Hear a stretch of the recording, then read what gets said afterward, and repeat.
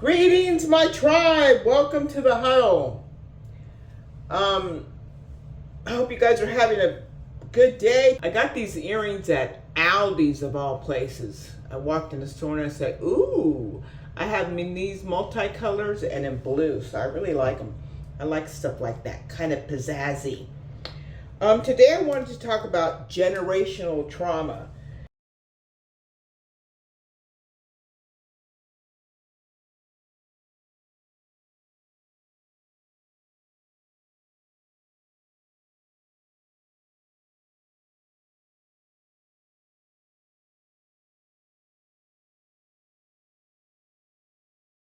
Something that you pass down to your kids, like some people pass down being on your best behavior in front of white people, which Chris Rock mentioned, which is, I think, is the stupidest thing I ever heard.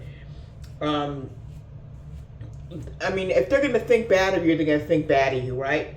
Like they don't act up. You know, one time I was at a hotel and I was in the back walking my dog and I heard a ruckus in the front and I said, oh my God, who the hell is that? Come out, there was a bunch of people making a racket, and yeah, they weren't black. So yeah, that's stupid. Just be you. Always be on your best behavior. That's all I can say.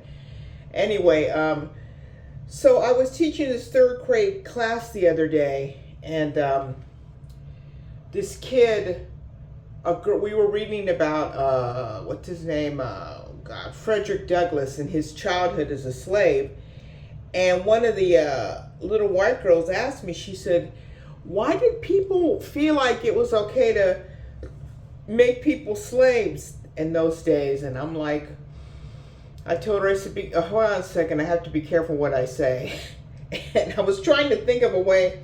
My daughter gave me the perfect answer for it, but in that moment, my daughter said something like, tell them that back then, those people thought that they were better than the other people, so they thought it was okay to make them slaves. Something like that, she said. She said it more eloquently. But I basically said, in a roundabout way said the same thing. But before I could really get it out, all of a sudden this little black girl pops up and says, well, it's because white is beautiful and black is just black. And I looked at her like, excuse me? She said, yeah. She says, it's because they were, because they're better people, because white is beautiful and black is just black. And I was like, who told you that? And she said, my mother. And I was just like, what? I mean, she did not look mixed to me. I don't know, if her mother, if this was her stepmother. I didn't want to really pry like that. I didn't know if this was her stepmother or her real mother just being an ignorant. Well, it's still an ignorant comment, right? But I told her no. I said, that's not true. Black is just like any other color. It's just as good as any other color. You like orange or blue. And, we were talking about different colors, and I just told her, I said, I love black. I said, you see, I wear a lot of black. It's a beautiful color, and black is beautiful. And so later on, she came to me and she said, I told them to write a little story about their day in the snow, because it snowed here a couple of weeks ago, and I told them to write about their day in the snow. So she brings me her story, and she was building a snowman outside with her brothers and sisters, with her brothers, I think. And she said that her mother called outside and said, you guys better y'all better knock down that snowman, because we don't believe in snowmen here. What the fuck is there to believe? What? What do you mean we don't believe in snowmen? I didn't really react to it. I just shook my head. I just thought to myself, this dysfunctional person is passing their shit on to their kids, trying to pass it on to their kids. Hopefully their kids won't absorb it, because what I did, my mom, first of all, I want to say, don't do that, okay? Don't do that. My mom barely hugged us, really never. I don't remember her ever telling us that she loved us. I don't remember her saying, like maybe as adults at the end of a phone call, she might say, love you, only after I said it. But she wasn't really touchy-feely kind of parent. And that's because she came from a very dysfunctional home where their mother gave them cat food to eat and was barely home. She was out screwing around, and a very, very dysfunctional home life.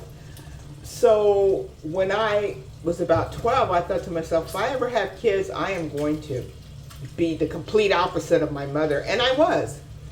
I am the complete opposite of my mother. I talk to my girls. I am always hugging them, telling them they love me, even if they love me. Telling them I love them, even if they pull away. One of my daughters at one point was kind of like pulling away, and I said, get over here. I love you, and I'm proud of you, and blah, blah, blah. And yeah, I completely flipped it. Please flip it. Don't pass on your shit to your kids. Read about it, research, educate yourself, understand that it's wrong to be negative like that. It's wrong to put everything down. One of my ex-supervisors said that she said, I don't have any imagination, because when I was growing up, anything funny on TV or anything anyone did, like a drawing or some kind of piece of art, my mom used to say, oh, that's silly. Oh, that's silly. What's silly about having a laugh? What's silly about making a picture or drawing a flower? Why is that silly? Not everything has to be practical. A lot of things we do out of creativity, or we just do them because it makes us happy. What's wrong with that? Some people, my ex-husband always used to say, oh, what are you doing that for? What are you doing that for? I said, I'm doing it because it makes me happy. Now, mind you, he does a lot of stuff to make himself happy. I should have asked him, why are you watching boxing? Why are you planting flowers in the garden? Why are you, just stupid. It was okay for him to get pleasure, but not anyone else. So yeah, please don't, I say all this to say, please do not pass your shit on to your kids, because they don't need it. They don't need to hear your negativity. They don't need to hear your, putting them down or putting down anything they do. They need your encouragement. They need your insight. They need your happiness. They need to know that it's okay to be, okay. It's okay to do things. It's okay to laugh. It's okay to build snowmen. It's okay to hug. It's okay to hug you, to come up to you and say, I love you, Mom, for no reason. It's okay to say I love you for no reason. It's okay to say I'm proud of you out of the blue. It doesn't have to be a special occasion for me to tell you that I love you. So I just don't want to, pass on the ignorant comments and I remember my ex-husband used to say, he said, well, there's this Mexican saying that says, when somebody does you wrong, not to look for who did it to you, who did you wrong, but look for somebody to pay for it. In other words, don't look for the person that did you wrong, look for someone to take it out on, which is, I think, is the most stupidest thing I've ever heard. There's a lot of really stupid sayings out there. One time my husband said that, no buscas quien te lo hizo, sino quien te lo pague. And I told him, I said, what, you don't have a mind of your own? Can't you see that that's wrong? Can't you see that that's a stupid way to think? Or you're just a parrot. You're just repeating shit that you hear. I mean, come on, people. Have some brain cells, you know what I mean?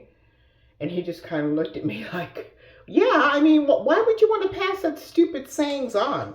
It's ridiculous. So the lipstick is Wine with Everything by Revlon.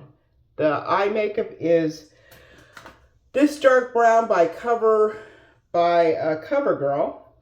It's kind of old. Dark, pretty dark.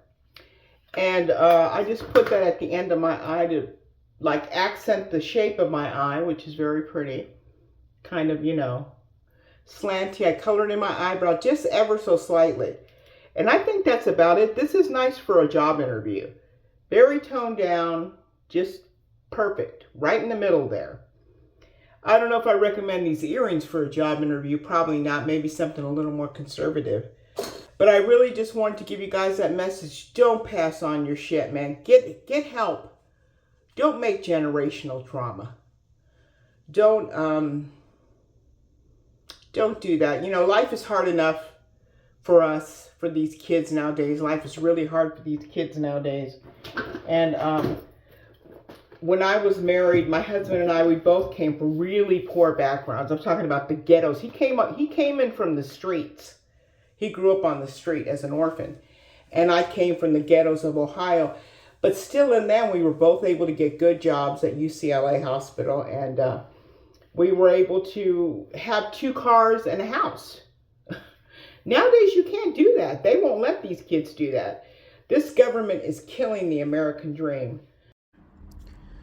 In conclusion, guys, all I'm saying is don't put your negativity on your kids or your grandkids.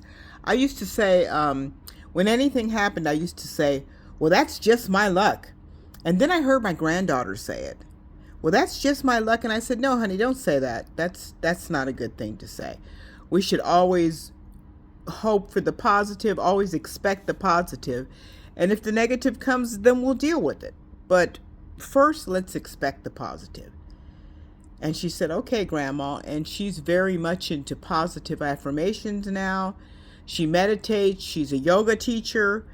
I mean, we have to be positive because the world nowadays is very negative. They get bombarded with negativity. They don't need it from their parents. So thank you guys for listening. And please like and subscribe. Please like so people can hear this message. And please know that I appreciate you. Appreciate what you already have. Dream, sueño. American dream, sueño americano. History, historia. Don't pronounce the H. People, gente. The G is pronounced like an H. Black people, gente negra. White people, gente blanca. School, escuela. Students, estudiantes. Trauma, trauma.